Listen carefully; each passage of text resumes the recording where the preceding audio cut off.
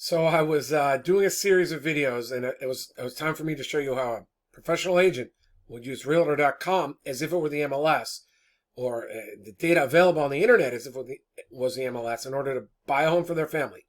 And when agents are working for themselves, they know the buyer's agent's commission is major leverage, and they use those to achieve the results that they want. Now, if there's not a lot of competition for the home, a buyer's agent is always going to think about representing themselves and making that commission. If they're looking at a home that needs renovation, that they're going to flip for a profit, they know there's a lot of competition for that, and they're pretty quick to surrender some of the buyer's agent commission, occasionally all of it, to the listing agent so that they can be represented, even though they could be doing it for themselves. And in a multiple offer situation, sometimes the listing agent will surrender all of the commission, and sometimes they'll try to keep some of it and work something out. But that's after they develop a rapport with the listing agent and position themselves as the bidder that seller definitely can have confidence in, that's going to close on time for the offer they made. They're not going to be ticky-tacky after inspections. They're going to get it done. They may even waive inspections, other than the right to cancel if there's, like I would do, is if I found a foundation problem or some other $100,000 problem. So that's the concept. But then I said, but I've been picking homes in California. I've done some in Santa Clara, places I don't know in California and places I do. And I said, well, what if I pick somewhere else? And frankly, I was like, why not Greenwich, Connecticut? Because I went to high school there. I grew up there. I haven't really thought about home prices in Greenwich in a couple years, more really since I thought about going back to visit. And I saw one on Indian Field Road, which I know where it is. I don't remember everything is. I was like, I'd really like to know Greenwich, because I lived on Riversville Road, which is like the beginning of horse country, or the edge of horse country back in Greenwich, like Riversville and Round Hill is right where I live, near Bailiwick. So I used to have a lot of friends who lived in Greenwich. I used to play platform tennis over there, occasionally tennis. I probably played golf there a little bit, but I wasn't much of a golfer in high school back then. I was a tennis player. I played on the tennis team at Greenwich high school. And so, but I remember where Indian Field Road was. So I was like, that's where I got my first ticket. So I was like, we can go down Indian Field, and then you cut over to Old Greenwich. So I was like, I wonder what a house on Indian Field Road goes for. And it's 128 square feet.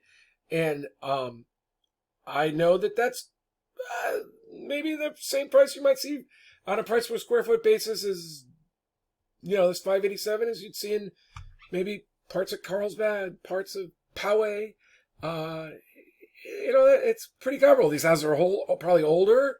But I was like, oh, that's interesting. So now what if I don't really remember. I know Greenwich, but I don't know much about the real estate market. I know my friend's mom, who she was once one of the top agents in the world. I don't even know if she's still in business. My friend's name was Rick Ruggiero. His mom was Mrs. Ruggiero to me. They lived in Bailiwick. She worked for, I think it was probably, was it Willen? I don't even know. I don't want to guess. So I might call her for information if I was buying a home in Greenwich. But I might even, because I'm a real estate broker here and an attorney, I might, when I was calling her up, say, I'm referring myself out. Would you mind sharing a referral fee? I mean, why not? But I'd also say, but if it's a multiple offer situation, I might have to go work with a listing agent directly. Would that be okay with you? I mean, that's how I would leverage my license. So now let's go through it a little bit more in detail. So here I am on Realtor.com. Now, Realtor.com is a pretty great website for selection, because it's got probably almost every home on an MLS. Might not be so good at non-MLS homes, but if it's on the MLS, and most homes are, it's probably going to have it. It is probably going to be up to date. So I might start here. I don't usually. I like a few others, and we talk about that in other videos, but I'll definitely always look here. And so, like, one of the things I want to know is, how much is a buyer's agent commission on a property like this? So what am I leveraging? I might want to know what they think of the pricing, if there's pricing. I might want to know, you usually expect these other numbers to be comparable, and once you started looking, these might not be the first things you're looking at, but HOA fees, if they're in a newer development, I wouldn't expect this house to have an HOA, but, I'd still check. So property details, see more. So I'd scroll through here, maybe expect to see HOA information down here, but I'm not expecting it on this house, like I said. Monthly payments, I already know if it's in my price range, but So they're saying if I probably put 20%, I would imagine this is if I put 20% down, 30 are fixed on the rest, I'd be in the 5,300 a month thing. HOA, that's pretty good insurance. I probably already know some of these things. Now I am interested in the home value. So they're saying the current price, CoreLogic, that's good. I like the CoreLogic stuff. I have a CoreLogic. So if CoreLogic, California is very good. I imagine it's still good in Connecticut. I don't know anything about Quantarum. It's a significant spread. Current list price is 1.25.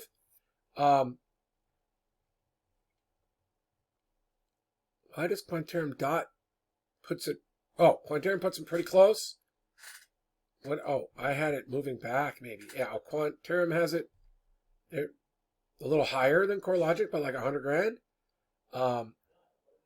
Collateral Analytics, not familiar with them. Maybe I should be.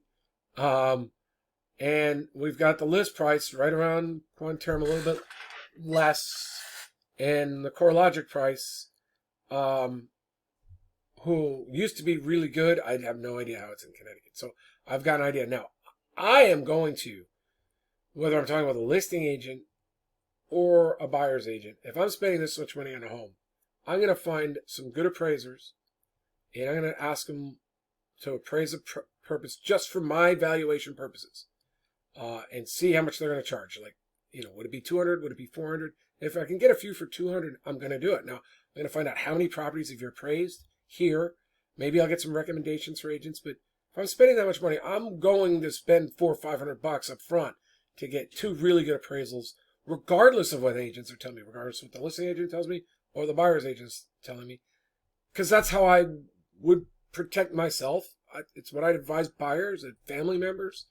Now I know appraisals aren't the be-all and end-all there, so I love taking in this information here. I'm probably going to go over to Redfin and Zillow and see what they're thinking too. I'm going to get a feel from prices from probably educating my wife, actually. Will already know all the prices in the area and know right away, because she's probably like a lot of people looking at it all. And then I want to get a little idea of the history, which we can see Greenwich was accelerating pretty nicely right out off the bottom of like COVID problems. Boom. Which was expected, I think. People are like, I kind of like to have house in Greenwich and the city, is when I was growing up there, many people did. So, okay, so I faded away there a little bit, so let's get back on target. Now, I don't know the buyer's agent commission yet, so I'm going to go over to Redfin, and it just so happens Redfin did have the buyer's agent commission there for me, which was 2.5%, which on homes in this price range, you would frequently expect the listing agent to charge maybe about a 5% commission. This is a big one. This is Warren Buffett's company, Berkshire Hathaway, so they're probably pretty industry standard, if there is one. So we're looking at 5% on a $1.2 million home. So we're looking at a commission, on $1 million, I go 25,000 on it. So what's another quarter of 25,000? 5, 6, 7,000 maybe. So we're looking, let's say a little over $30,000 as commissions here. Maybe 32-ish. Probably going to the listing agent. And the listing agent would sure like to double-side it and make twice as much if they're allowed in Connecticut. They certainly are in California to represent both parties. They're allowed to in Florida. I was licensed there for a while before I moved back. We were real estate investors, got smashed there, came back. Now, the buyer's agent would love to work for that. But before I do anything next, now that I've got this information, I'm going to call up the listing agent.